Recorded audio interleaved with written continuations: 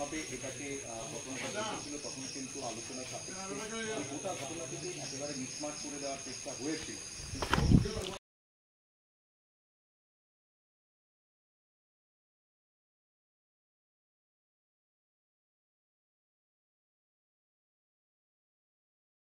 এটা আমরা এরিয়াত আমরা নিজেরা ঠান্ডা দিয়ে পূজা করি, কথা বুঝলেন।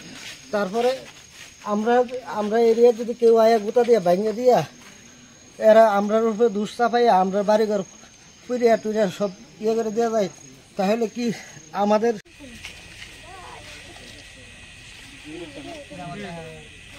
লুটপাট করে সব নিচে